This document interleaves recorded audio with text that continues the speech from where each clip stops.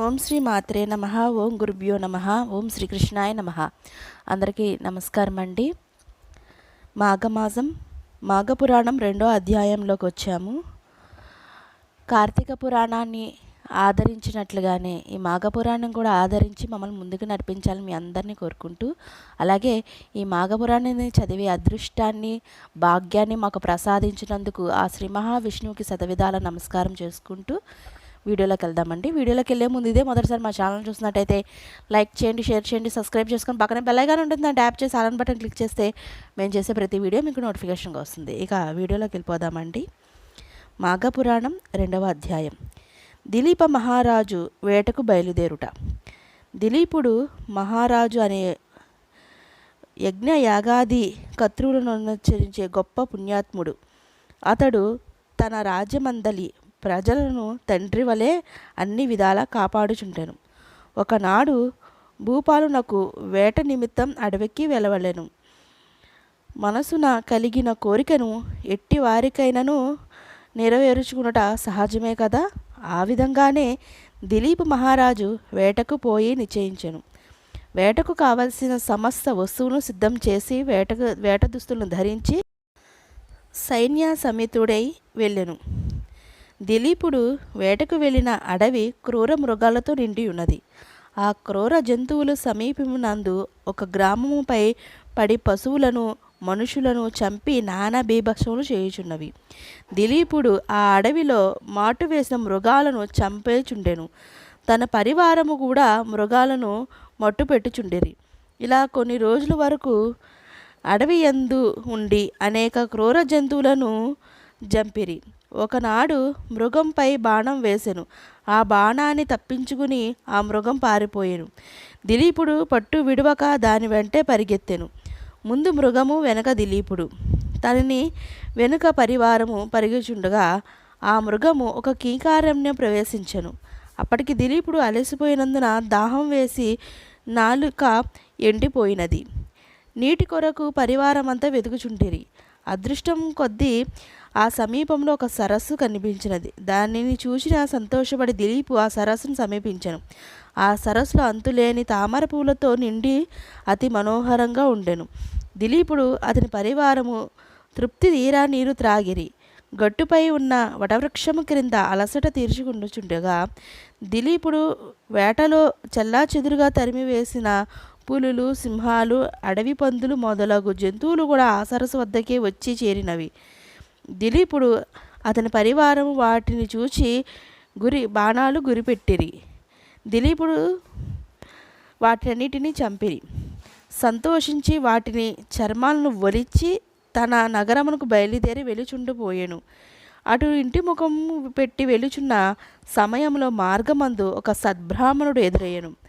ఆ బ్రాహ్మణుడు బ్రహ్మ తేజస్సు కలిగి ప్రకాశించుండెను. ఆ విప్రుని చూడగానే దిలీపుడు ఆగి నమస్కరించి చేతులు జోడించి నిలబడిచుండెను. ఆ బ్రాహ్మణుడు క్షణమాగి ఆ రాజును గాంచి అతని ముఖ వచ్చేసును చూడగానే గుణవంతుని వలె ఉన్నాడని, ఇతనికి ఏదైనా ఉపకారము చేయుట మంచిది అని మనసులోనే తలచి, మహారాజా, శుభకరమైన ఈ మాఘమాసంలో సరస్సు దగ్గర ఉన్న నన్ను అందులో స్నానం చేయకుండా ఇంటికి పోచున్నావేమి? మాఘమాస మహత్యము నీకు తెలియదా అని ప్రశ్నించాను. ఆ బ్రాహ్మణుని మాటలకు దిలీపు ఆశ్చర్యపోయి ఆ వృద్ధ బ్రాహ్మణుని చూచి, విప్రోత్తమ, అటులా ప్రశ్నించినారేమిటి అని ఆశ్చర్యంతో పలికాను. పరమ పావనమైన మాఘమాసం కదా అని జ్ఞాపకం చేయుచుంటినని బ్రాహ్మణుడు పలికెను. చిత్తము స్వామి, నాకు గుర్తు లేదు. రాజప్రసాదమును నా పురోహితునులు చెప్పియుందురు. నేను మృగమును వినోదాన్ని వచ్చి అడవిలో కొద్ది దినములు నుండుట వలన నాకు ఆ విషయం జ్ఞప్తికి లేదు. కావున మాఘమాస మహత్యమును నేను ఎరిగింపవలసినదిగా ప్రార్థించున్నానని దిలీపుడు వేడుకొనెను. ఆ బ్రాహ్మణుడు దిలీపుని దీవించి, రాజా, సూర్యవంశం గురువు అయిన వశిష్ఠుల వారు అప్పుడప్పుడు మీ కడకు వచ్చుచుండను కదా. అతని వల్ల మాఘమాస మహత్యమును గురించి తెలుసుకొనుము. ఆ మహామునికి తెలియనిది ఏమీ లేదు గాన ఆటలు చెయ్యుము అని చెప్పి బ్రాహ్మణుడు తన దారి తాను పోవును. దిలీపుడు వశిష్ఠుణ్ణి కడబోవుట.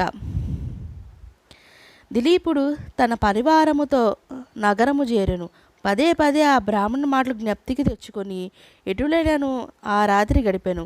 మరునాడు ప్రాతకాలమే లేచి కాలకృత్యములు తీర్చుకొని మంచి ఉడుపూసులు సకల ఆభరణలు ధరించి మంత్రి సామంతులతో వశిష్ఠుల వారి దర్శనానికై వారి ఆశ్రమానికి వెళ్ళెను.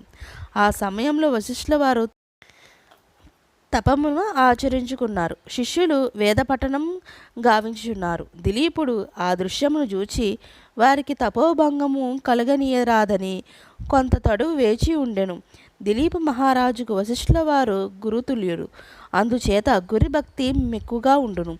మరి కొంతసేపు వాటికి వశిష్ఠుడు తపస్సు నుండి లేచి రాజును కుశప్రశ్నలు అడిగి ఉచిత ఆసనంపై కూర్చోబెట్టి వచ్చిన రాజును కారణమేమో అడిగాను. దిలీప మహారాజు వశిష్ఠునితో ఋషి సప్తమ తమ వలన అనేక రాజధర్మాలను పురాణేతిహాసములను విని సంతుష్టుడైతిని. కానీ మాఘమాస మహత్యము కానీ దాని ధర్మము కానీ తెలియనందున ఆ విషయమును తమ నుండి తెలుసుకోనని గోరు తమ వద్దకు వచ్చితిరి. గాన పరమ పావనమగు మంగళప్రదము అయిన మాఘమాస మహత్యమును వివరించవలసిందిగా కోరుచున్నాను అనెను. అవును మహారాజా, నీవు కోరిన కోరిక సమంజసమైనదే. మాఘమాసము యొక్క మహత్యము ప్రతి ఒక్కరూ తెలుసుకొని తరించవలసిన ఆవశ్యకత ఎంతైనను గలదు. మాఘమాసం యొక్క మహత్యమును వర్ణింప నాకు కూడా శక్యము కాదు. ఇతర దినములు చేయు కర్తృవులు కానీ యాగములు కానీ ఇవ్వనంత ఫలము కేవలం మాఘమాసంలో చేయు నదీ స్నానముల వల్ల గొప్ప ఫలము కలుగును.